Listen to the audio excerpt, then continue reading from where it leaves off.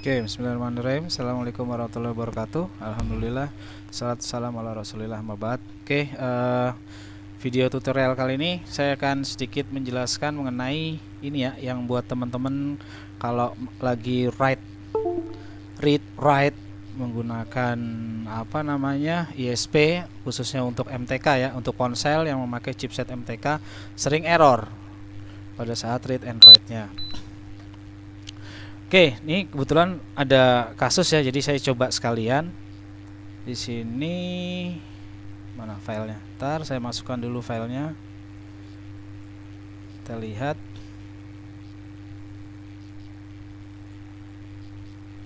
Mana? 19 berapa ini?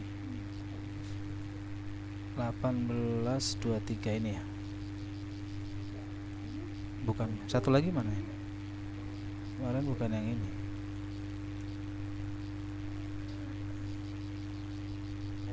Sebentar, 1823.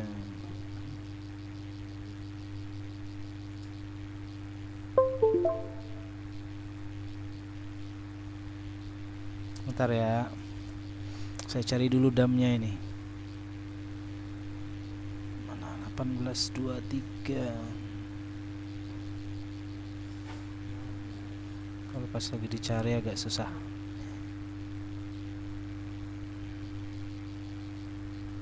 Nih langsung on. Dam Oppo dam CD dam mana tadi ada dam, sini ada dam Oppo, langsung on tested.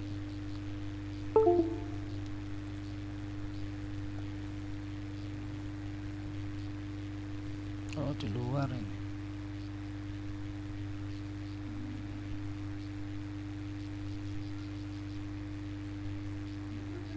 Ada. Bukan ini. Saya ekstrak dulu ya.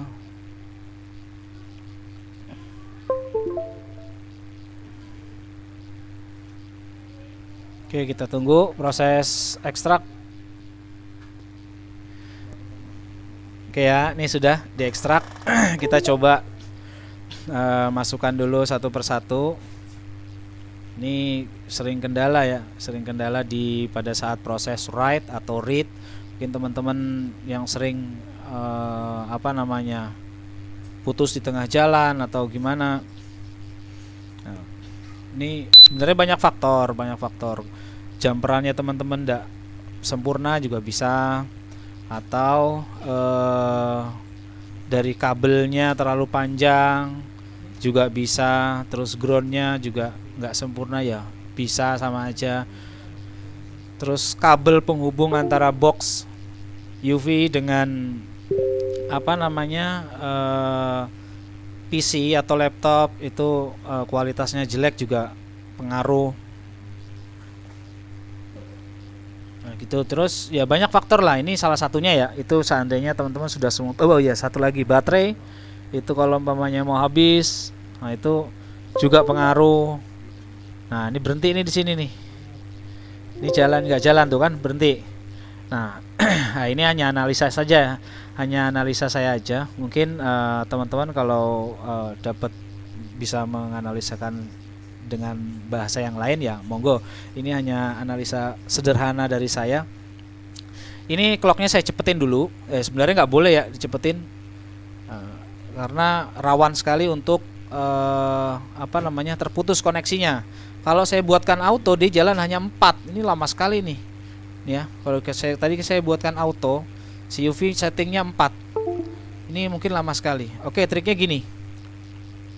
Kita buatkan supaya koneksi drivernya dia terhubung terus, dengan asumsi saya pribadi bahwa IC power dan CPU-nya bekerja, karena si VCC dan VCC key ini dia dihasilkan salah satunya oleh IC power.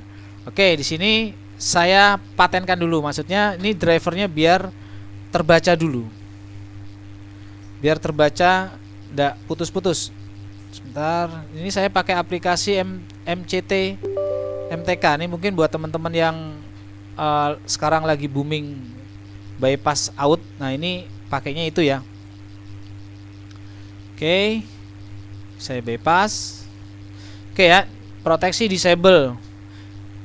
Nanti kalau sudah diproteksi disable ini drivernya tidak akan putus nyambung, nggak akan putus, dia akan tetap stabil seperti ini gitu. Jadi asumsi saya IC powernya itu kerja karena si CPU-nya dia bekerja. Ini kan deteksi ini kan dia membaca CPU yang ada di dalam ponsel gitu ya. Kita coba lagi ya. Ya, ini salah satu faktor ya. Sebenarnya banyak, kabelnya jelek, terluka, terkelupas, terlalu panjang, dan lain-lain lah, banyak lah. Laptop, komputernya juga jelek atau speknya turun, USB-nya, port di PC juga pengaruh. Nah, itu juga pengaruh ya. Oke, sekarang kita coba lihat ini sampai finish atau tidak. Oh ya, satu lagi, untuk eMMC yang bekas direpartisi ya, eMMC, saya ulangi, eMMC yang bekas direpartisi, seandainya sudah pakai metode seperti ini kok dia masih putus nyambung. Nah, tapi sebelumnya teman-teman cek dulu koneksinya, yang tadi saya bilang ya, kabel dan lain-lain ya, itu bagus semua. Ini biasanya saya pakai kabel ini, ukurannya sekian, itu untuk HP lain normal-normal aja, kok pakai HP ini kok bermasalah gitu loh. Nah, kemungkinan besar eMMC-nya yang bermasalah. Dia speednya tidak mau mengikuti apa yang diminta si UV gitu.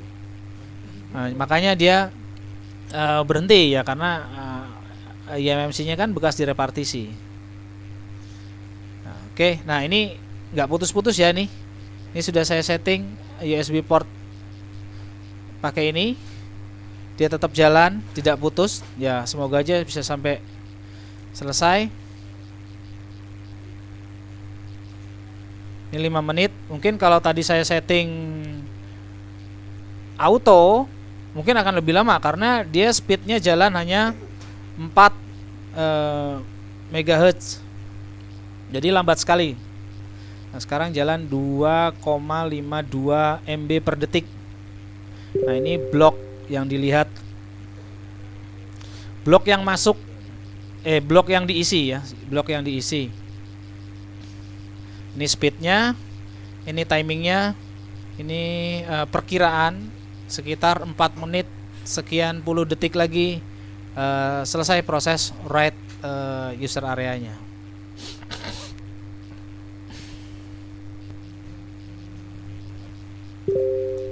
Nah, sebenarnya pakai MRT bisa. Nah, cuma kan nggak semuanya teman-teman punya MRT. Jadi ada yang punya UV tapi nggak punya MRT, ada juga yang seperti itu. Nah, kalau tool MCT ini kan gratis ya, free. Mungkin buat teman-teman yang alumni, ini sudah saya share ya di grup-grup support, terutama di grup Telegram ya, grup-grup lokal. Itu sudah saya share link untuk aplikasi MCT Team ini, atau kalau teman-teman mau cari di Google juga banyak. Oke, kita tunggu ya. Nah, ini jalan terus ya, tadi baru jalan sedikit itu sudah putus. Bagaimana dengan Qualcomm? Kalau saya lagi ISP Qualcomm, lagi backup, lagi write, nah ini kalau secara teori ya, ini saya belum praktek. Sebenarnya sudah praktek, cuma belum saya videokan itu loh. Jadi ya semoga aja kalau saya punya Qualcomm nanti bisa saya videokan itu. Nah, intinya sama aja, buatkan drivernya itu selalu aktif. Ya, kalau ada test pointnya ya silahkan di test point dulu. Pak, nggak ada test pointnya Pak. Ya kalau nggak ada test pointnya berarti jalur CLK teman-teman ground kan. Cari ISP kan ini sudah ketemu, CLK-nya di ground kan dulu, pasang USB, dia sudah connect 9008 baru dieksekusi. Intinya dia harus terkoneksi dulu, harus stabil dulu di sini, harus standby ya. Baru bisa stabil nanti proses read dan write. Oke, ini masih jalan ya. Padahal di sini saya kabel ini pakai USB hub. 1 2 3 4 5 6 2 3 4 5 6 7 8 9 10 lubang, 10 USB. Tapi ada tambahan adaptor. Seharusnya lebih bagus sih memang langsung ke dalam itunya ya, ke dalam PC-nya. Oh iya, satu lagi.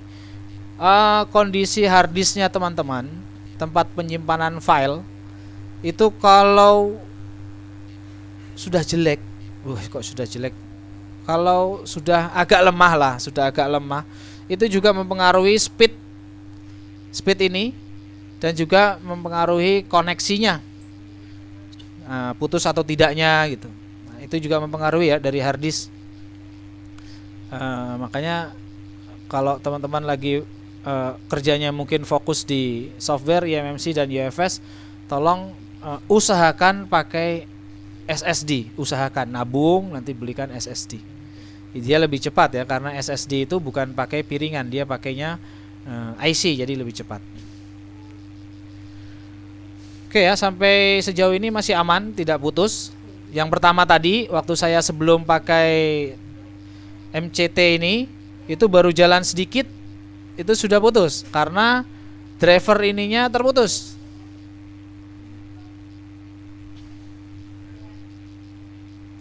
Oke, kita tunggu 1 menit lagi.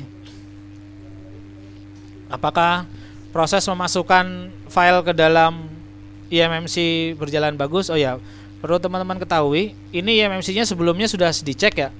Nantesnya bagus. Terus di health report di sini bagus, dia 0 sampai 10%. Dan belum pernah direpartisi. Jadi apa ya namanya? Kayaknya proses read dan write-nya akan berjalan sempurna selama kabel dan lain-lainnya bagus. Untuk dari eMMC-nya sepertinya nggak ada masalah. Oke, kita tunggu 24 detik lagi. Apakah sampai selesai? Kita masukkan 1 GB dengan menggunakan tambahan tool MCT tool. MCT ya. Ini tool gratisan, teman-teman cari aja di Google banyak.